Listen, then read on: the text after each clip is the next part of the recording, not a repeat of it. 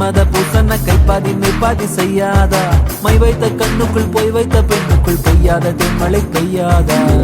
தரையில வெண்ண வச்சு அத பொக்குன்னு கைப்பத்த பாக்குறேன்